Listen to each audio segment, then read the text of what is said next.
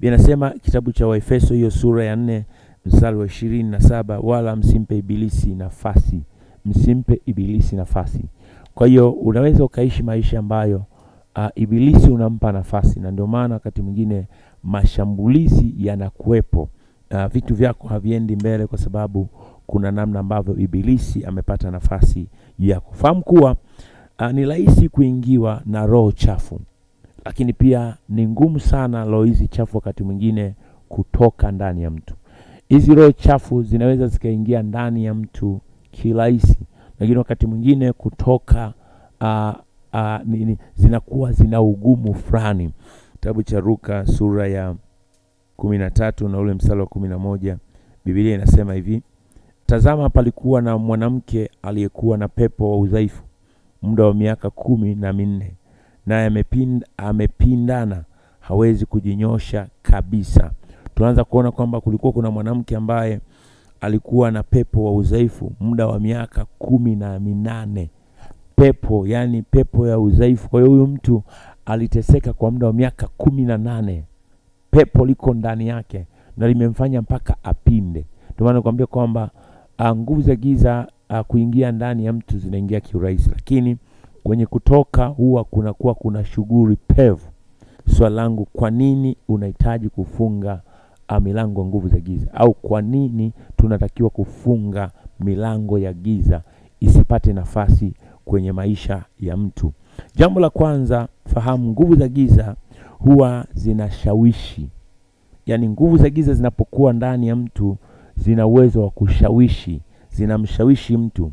Yaani wakati mwingine nguvu za giza zinapokuwepo ndani huwa zinamshawishi mtu. Zinaweza kukwambia fanya kitu fulani, zikukupa reference. Hata baba yako mbona aliishi maisha hayo? Mbona mama yako aliishi maisha hayo? Fanya tu, yani fanya tu. Kwa hiyo nguvu za giza huwa zinashawishi. Fanya tu, mbona dada yako alizalia nyumbani? Kwa hiyo nguvu za giza huwa zinashawishi. Kwa nini unahitaji kufunga milango ya nguvu za giza? Ili ziondoe ushawishi ndani yako. Sababu nguvu za giza zinapokuwa ndani huwa zinamfanya mtu anashawishika. Unaweza kawa unashawishika kabisa, uza nyumba. Yaani nguvu za giza zinakushawishi, uza tu nyumba bwana. Si utajenga tu. Mbona hata hii uliweza kujenga? Hakuna kinachoshindikana. Kwa hiyo nguvu za giza zina uwezo wa kumshawishi mtu kufanya kitu ambacho kinamrudisha nyuma kwenye maisha yake. Watu walio wengi leo wamejikuta wamefanya vitu wakiwa si wao. Kuna nguvu ya giza ambayo inawasukuma wafanye hivyo, na baada ya kufanya wanakuja kuanza kujuta kwamba kwa nini walifanya hivyo.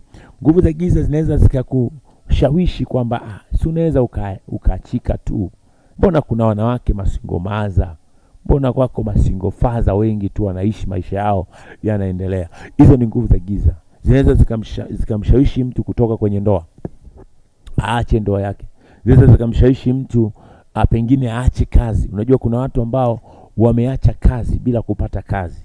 Yaani anajisikia tu kwamba mimi naacha kazi. Hana kazi. Unakuta mshahara ni mzuri kabisa. Yaani anajisikia tu kwamba kuacha kazi. Kwa hiyo nguvu za giza zinapokuwa ndani ya mtu zinaweza kumshawishi mtu kufanya kitu ambacho hata mtu mwingine akisikia anasema huyu mtu aliwaza nini? Hiyo ni kazi ya nguvu za giza zinapokuwa ndani ya mtu. Zinaweza kumshawishi huyu mtu akafanya kitu ambacho kinakuwa sio kizuri. Hiyo ni kazi ya nguvu za giza. Ndani yake zinakushawishi fanya kitu fulani. Yakobo sura ya 1 na mstari wa 13, maandiko yanasemaje hapo? Maandiko yanasema hivi: mtu ajaribiwapo asiseme ninajaribiwa na Mungu, maana Mungu hawezi kujaribiwa na maovu, wala yeye mwenyewe hamjaribu mtu. Kwa Biblia inasema mtu anapojaribiwa asiseme ninajaribiwa na Mungu, maana Mungu hawezi kumjaribu mtu na maovu. Hizi nguvu za giza huwa zinamshawishi mtu kwamba si ukope tu.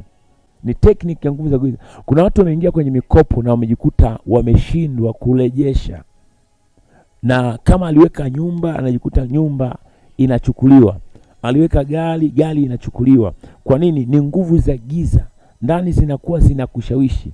Unaingia kwenye mkopo ambao watu ukiangalia kwa nini uliingia kwenye mkopo huoni sababu. inakwambia chukua tu, mbona hela zenyewe hizo. Alafu wakati mwingine hata huo mkopo unakuja kirahisi sana, wakati mwingine hata hujautafuta unajikuta umeingia. Kwa nini? Ni nguvu za giza. Kazi yake zinatengeneza ushawishi kukuingiza kwenye matatizo. Yaani mtu anajua kabisa huyu ni mume wa mtu, ni mke wa mtu, lakini mwili, hizo nguvu za giza zinamshawishi mtu kujikuta yuko kwenye mahusiano, ni mume wa mtu, ni mke wa mtu, lakini yuko na mahusiano na mtu mwingine. Kwa hiyo hizo nguvu za giza wakati mwingine zinampiga mtu upofu. Sasa kwa nini lazima tuombe kwamba kufunga milango ya giza juu ya maisha yako? Kwa sababu usipofunga milango ya giza juu ya maisha yako, hizi nguvu za giza huwa zina namna ambavyo zinashawishi mtu kumuingiza kwenye uovu, kumuingiza kwenye matatizo. Kuna kitu kitakufa baada ya kuingia ushawishi. Yaani hizi nguvu za giza zinapofanikiwa kumuingiza mtu kwenye ushawishi, kinachotokea huwa kuna kitu kinakufa ndani ya mtu. Kuna uharibifu utatokea juu ya maisha ya mtu.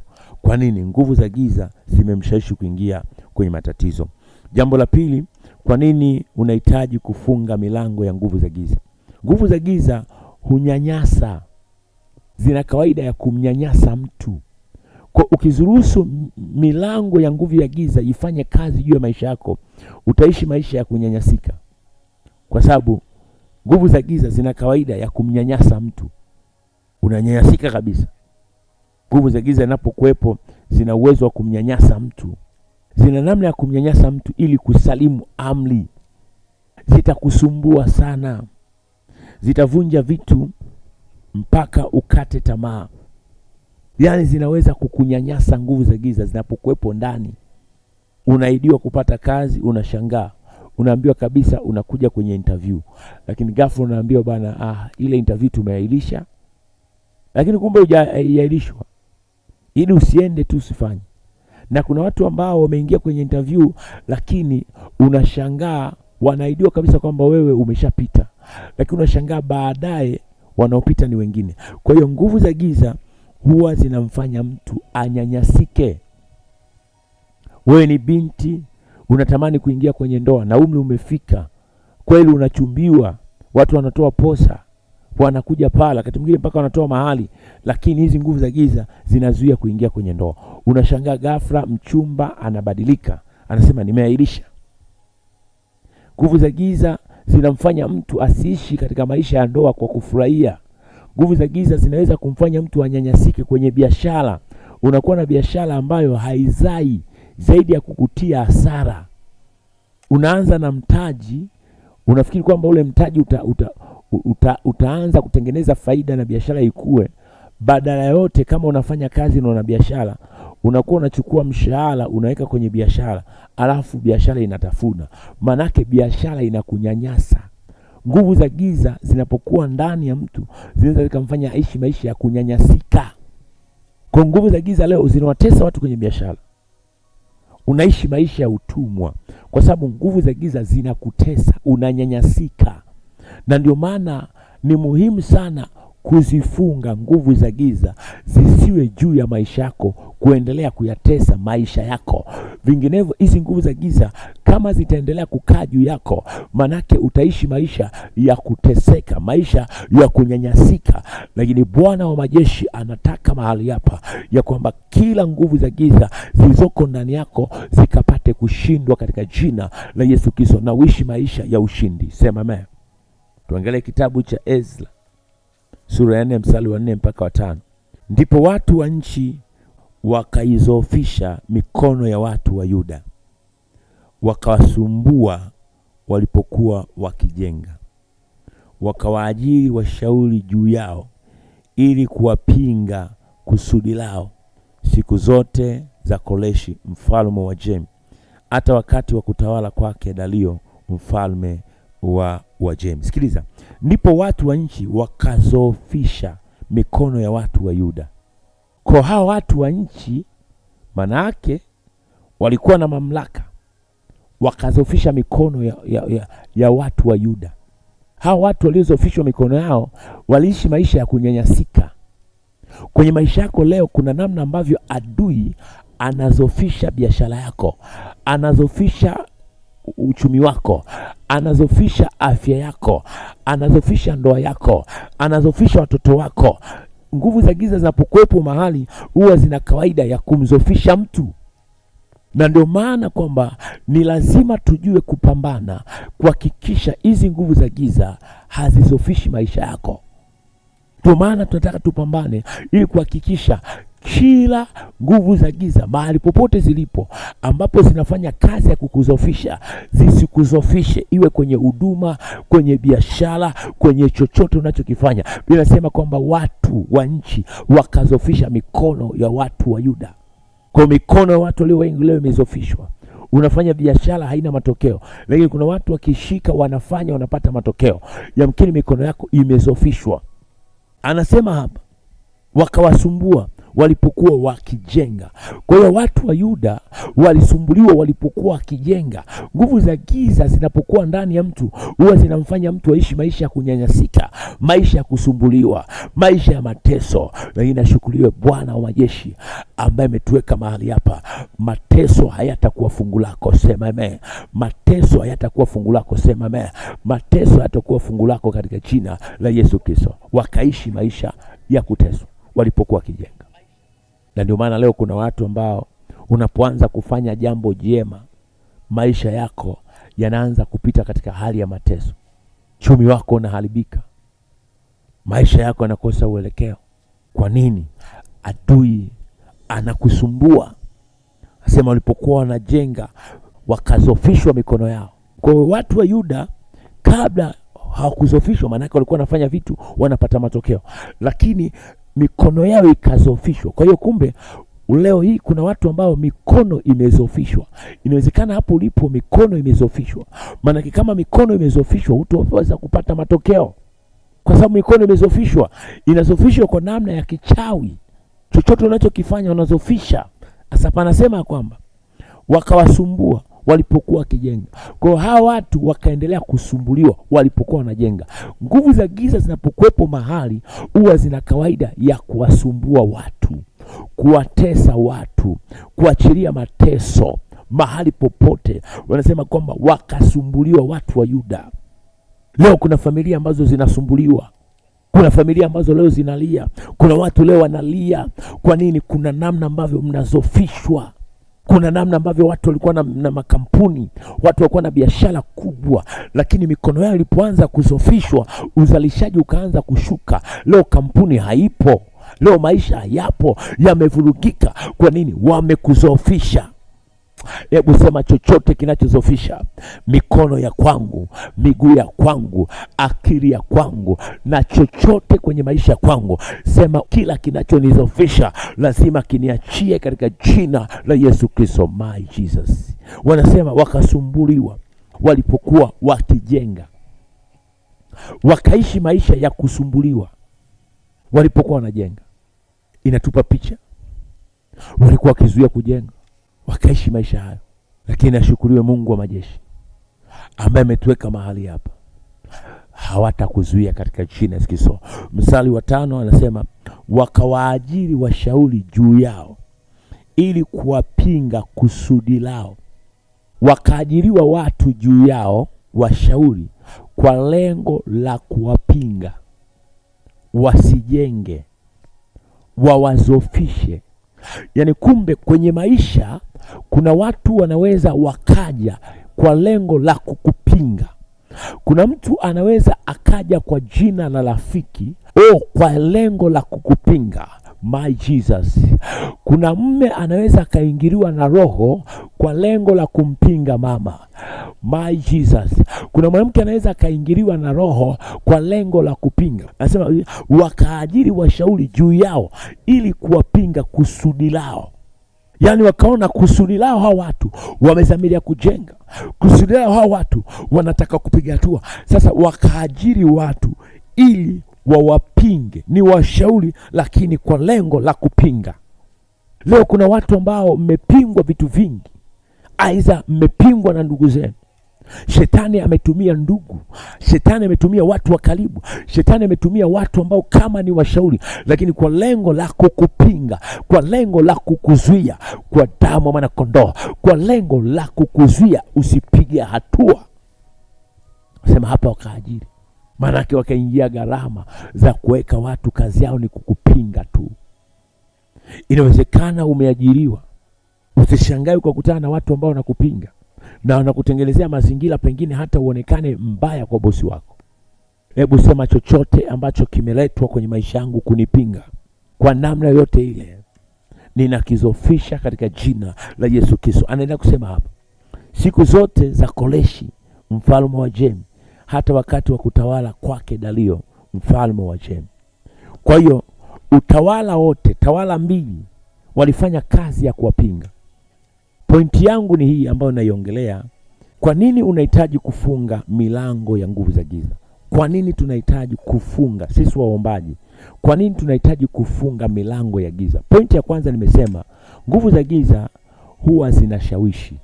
Tusipofunga milango ya giza, nguvu za giza zinapokuwepo ndani ya mtu, zinapokuwepo mazingira fulani, huwa zina kawaida zinashawishi. Leo kuna watu wanajutia maisha yao kwa sababu nguvu za giza ziliwashawishi kufanya vitu ambavyo hawakutakiwa kuvifanya. Unajua, nguvu za giza zikuwepo ndani zinakushawishi kuishi hata maisha ambayo baba yako na mama yako waliishi, ambayo sio maisha mazuri. Unajua, kuna watu leo wamelizika na hali walizonazo. Anasema, mimi nihangaike nini ikiwa baba yangu na mama yangu walipambana sana, hata baskeli hawakununua baskeli, walishia kwenye nyumba za kupanga. Sasa mimi nijihangaishe ya nini?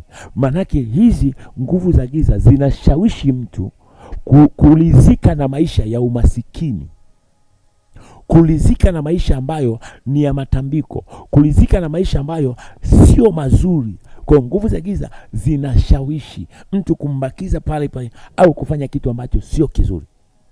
Nguvu za giza zinamshawishi mtu, uza tu. Unauza ili ufanye nini? Kwa sababu sio kila mtu anayeuza anauza kitu kwa malengo. Nguvu za giza zinamwambia uza tu hiyo nyumba. Uza ili weje? Anauza ili ale bata. Anauza ili apeleke kwenye biashara fulani, anafikiri kwamba atatengeneza faida, lakini kumbe nguvu za giza zinajua kabisa hii hela tunaenda kuizika huko. Kwa nguvu za giza zinaweza zikamshawishi mtu afanye kitu ambacho hakutakiwa kukifanya. Zinashawishi. Nguvu za giza zinashawishi kufanya dhambi. Biblia inasema usizini. Lakini nguvu za giza zinapokuwepo mahali, mtu anajikuta amezini, mtu anajikuta amefanya uasherati.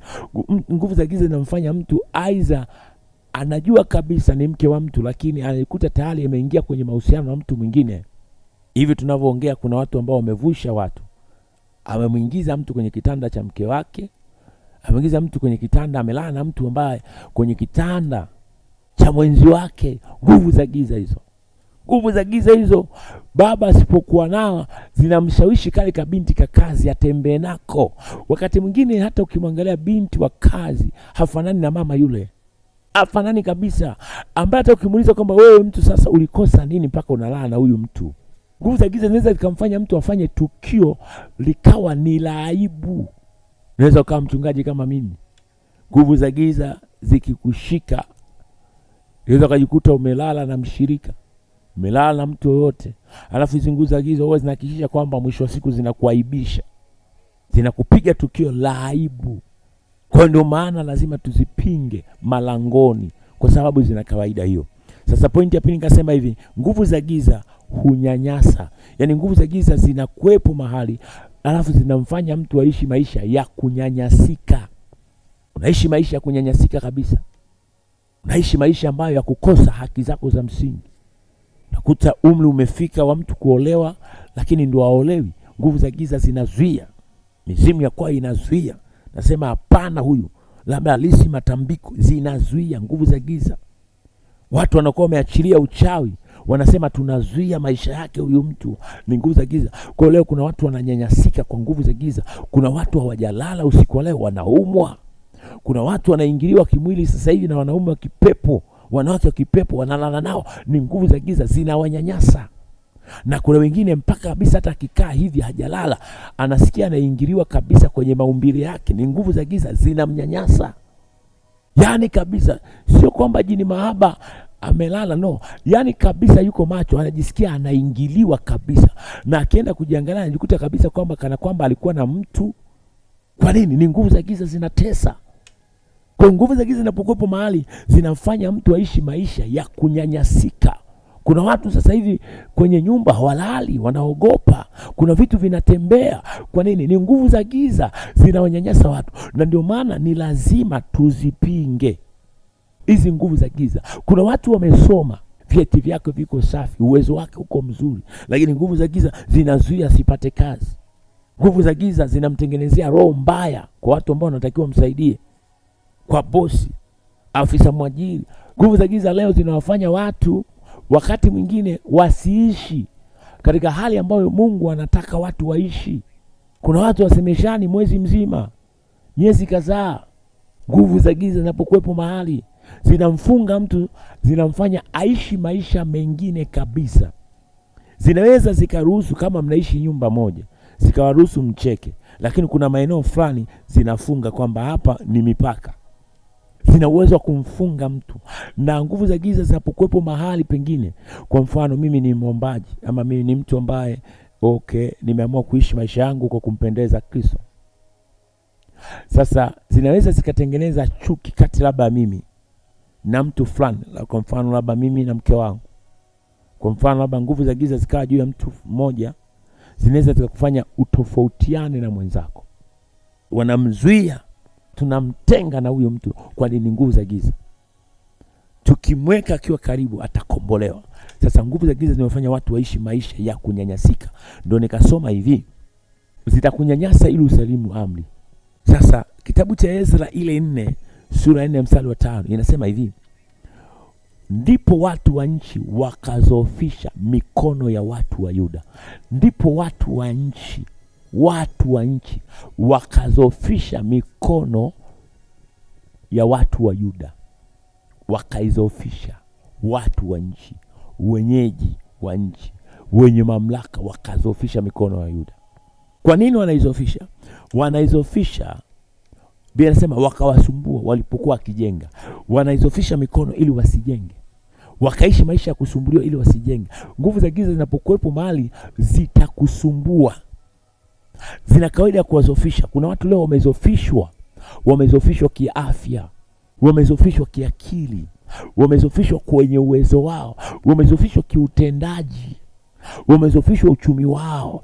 Nguvu za giza zinapokuwepo mahali, zitakufanya uishi maisha ya chini, maisha ya kuzofika.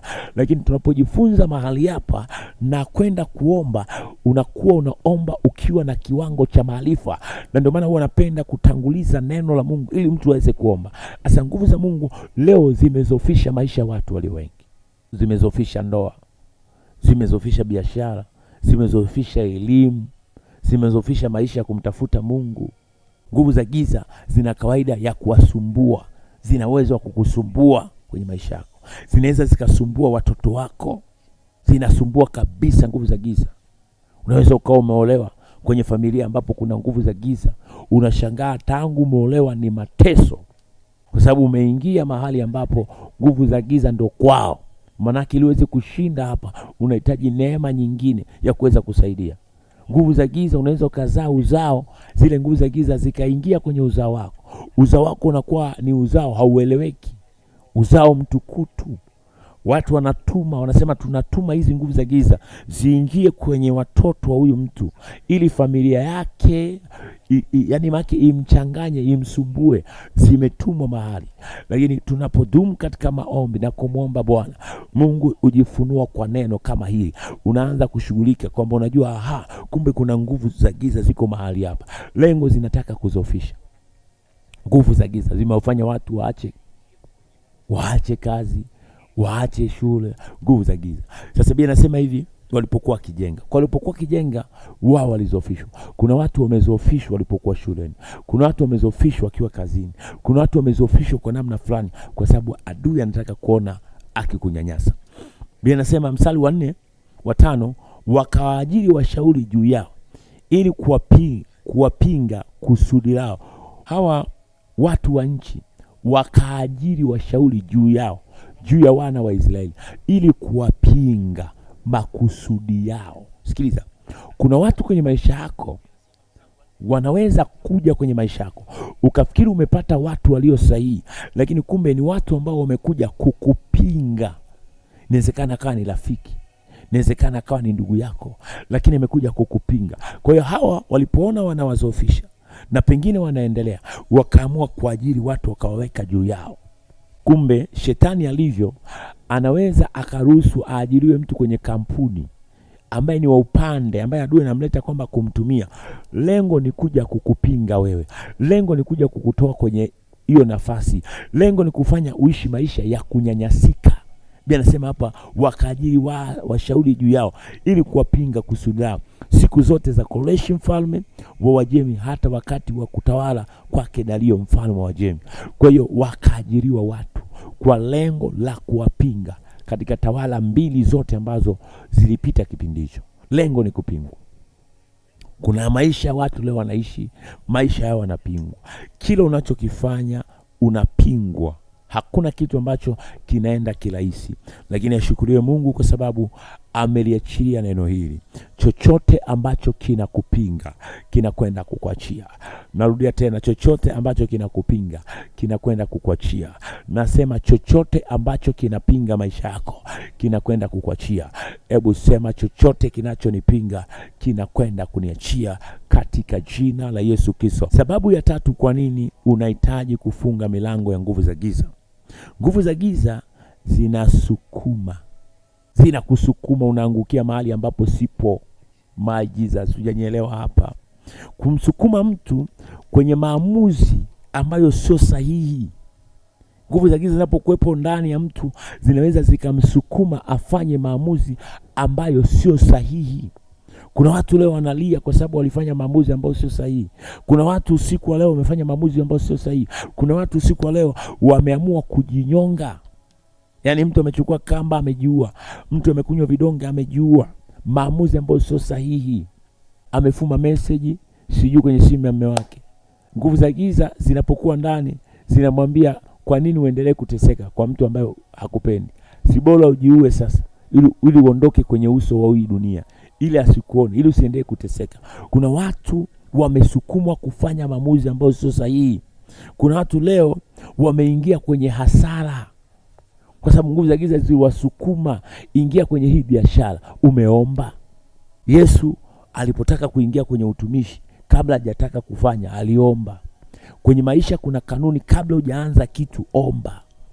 Sasa kuna watu ambao wamesukumwa, wameingia kwenye hasara. Kuna watu wamesukumwa kuingia kwenye ndoa, kilichowasukuma ni nguvu za giza. Haukuwa mpango wa Mungu.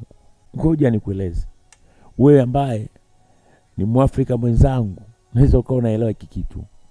Kuna mtu kwa mfano kumtaka mwanaume kwa njia ya madawa.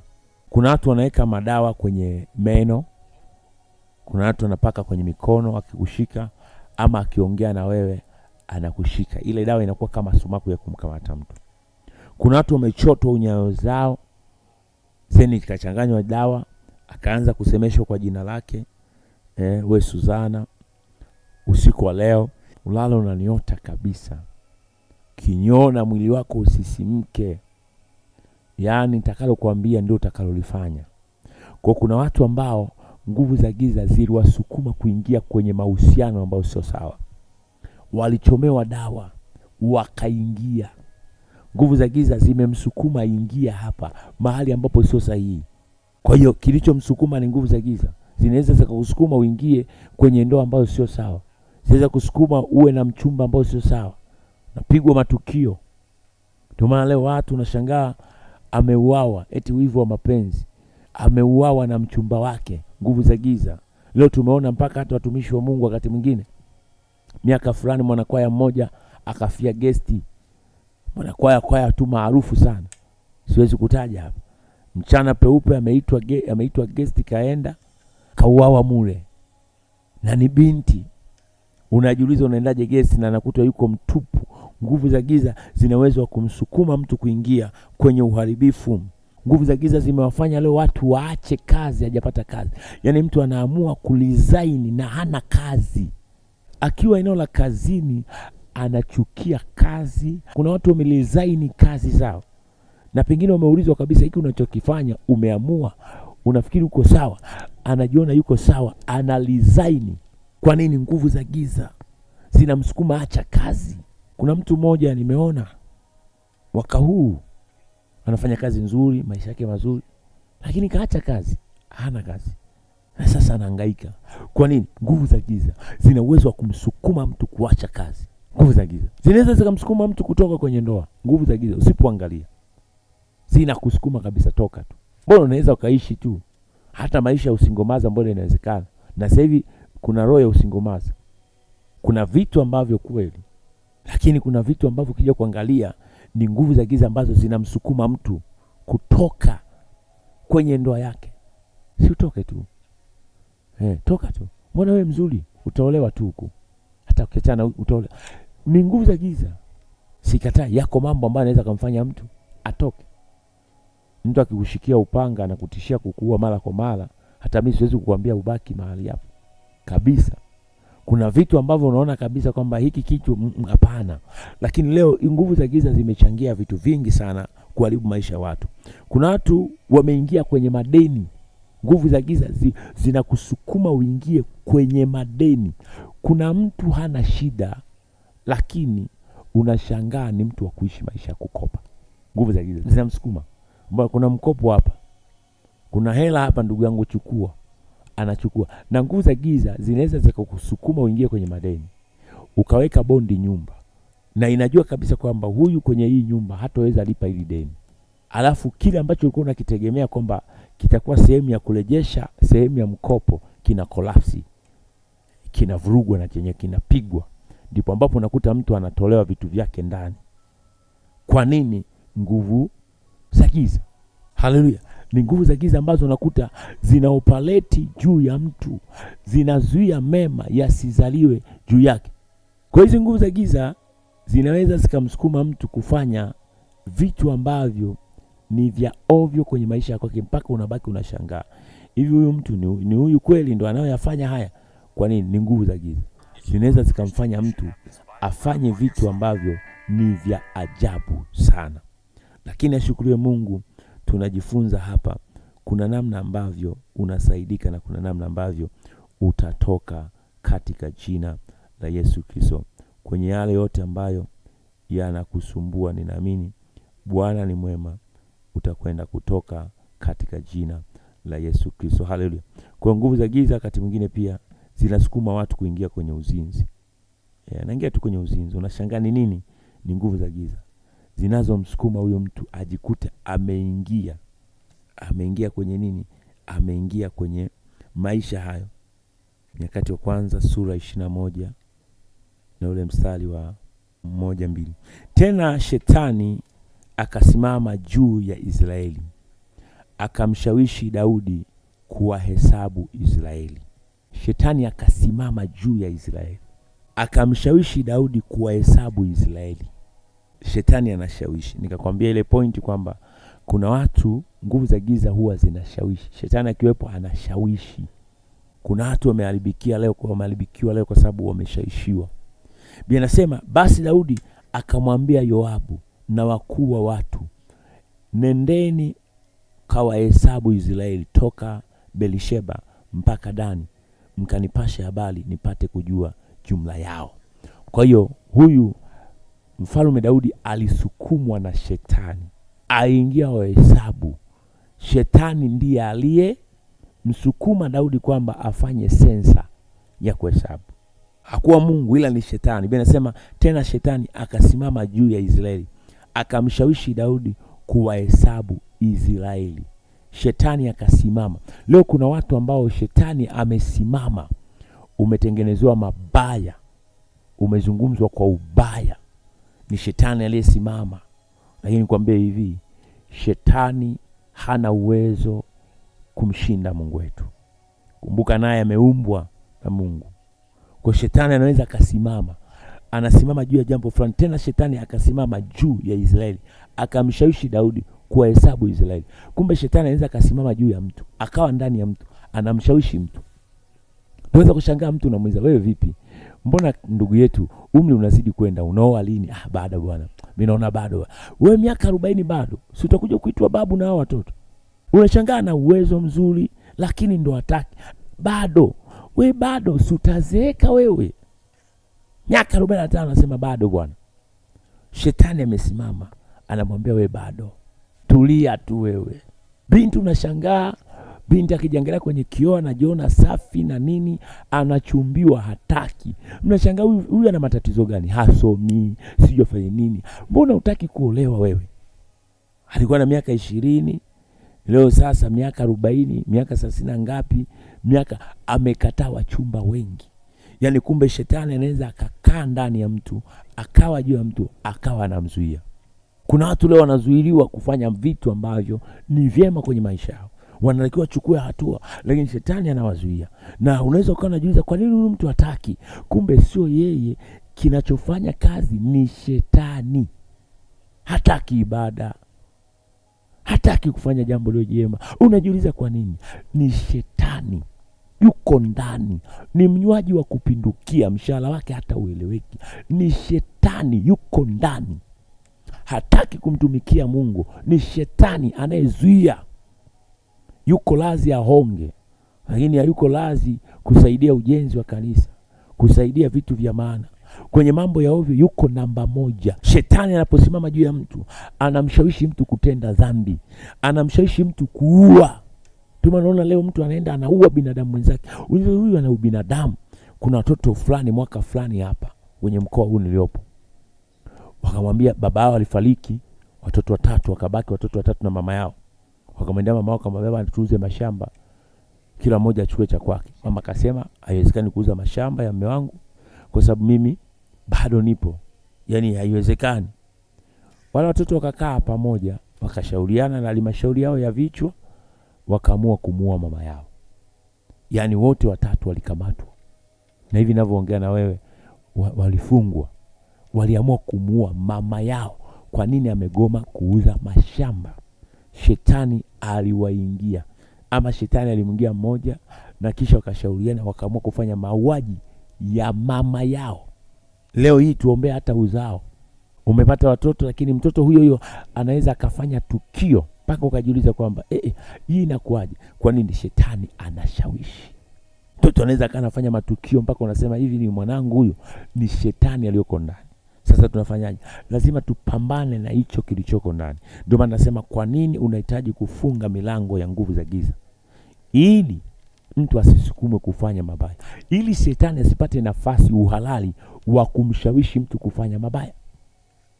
Ndio maana tuko mahali hapa ili kuzifunga kazi hizo. Jambo la 4, kwa nini unahitaji kufunga milango ya nguvu za giza? Nguvu za giza huchafua. Nguvu za giza ukiziacha bila kufunga milango ya giza, ukaziacha kwenye maisha yako, zina uwezo wa kukuchafua. Kuna watu wamechafuliwa kwenye maisha yao, na kilichowachafua ni nguvu za giza. Mtu anaweza akasukumwa akafanye dhambi ambayo inapelekea kumtengenezea aibu. Mtu anaweza kalala na houseboy, mkata manyasi ya ng'ombe, mama mzuri ambaye amepewa kila kitu na mume wake, lakini anakwenda analala. Kwa nini? Dhambi, nguvu za giza humchafua mtu. Alafu unaenda unafanya jambo ambalo alafu baadaye shetani huwa na kawaida analiachilia. Inakuwa tayari vyombo vya habari vinaweza vikachukua. Kuna watu walipokutana kimwili waling'ang'aniana. Jambo lilikuwa la siri, lakini inakuwa public. Tanzania inakujua na dunia nzima. Sasa hivi dunia leo likitokea tukio lote, waandishi wa habari wako professional na ambao sio professional. Mtu ana simu yake atachukua, atarusha. Manake unapigwa aibu. Nguvu za giza zina uwezo wa kumchafua mtu. Kuna watu wamechafuliwa. Nguvu za giza zinamsukuma anaingia mahali, lakini kwa lengo la kwenda kumchafua. Watumishi wa Mungu pia huduma zao zimeharibika kwa sababu ya nguvu za giza zimewachafua. Ziko skendo wakati mwingine aiza za kutembea na wake za watu, mabinti kanisani. Nguvu za giza zinapelekea kumchafua mtu. Zinakupa tabia ambazo za kufanya zinakuchafua. Kuna watu leo wakilewa mpaka wanajikojolea. anashindwa hata kurudi kwake, anaanguka, anakuwa ni mtu wa kubebwa. Ni msomi lakini mambo yake ni ya ovyo. Kwa nini? Nguvu za giza zinapokuwa mahali zinaweza zikamchafua mtu. My Jesus. Nguvu za giza zinapokuwepo mahali zinaweza zikafanya uzao wako usifurahie, ukao unalia. Leo kuna watoto ambao wamezaliwa na mwanamke na mwanaume, wanafanya vitu ambavyo my Jesus, mambo ya ovyo sana. Unaweza ukasema hata nisingezaa, kwa sababu nguvu za giza ziko mahali. Ndio maana nakwambia lazima tuombe ili nguvu za giza zitoke. Aibu inayoandaliwa isiwe sehemu ya maisha yako. Sema amen. Wakorinto 2:7-1 anasema, basi wapenzi wangu, kwa kuwa tuna ahadi hizo, na tujitakase nafsi zetu. Tujitakase nafsi zetu na uchafu wote wa mwili na roho, huku tukitimiza utakatifu katika kumcha Mungu. Tujitakase na uchafu wa mwili na roho. Kuna uchafu wa mwili na roho, na ndio maana kwa nini ni lazima tupambane na hizo nguvu za giza, ili kuweza kuishi maisha yenye utakaso ndani, ambapo adui hataweza kupata mpenyo. Haleluya. Nguvu za giza hutesa watu. Leo wanateseka kwa sababu ya nguvu za giza. Jinsi ya kufunga milango ya shetani.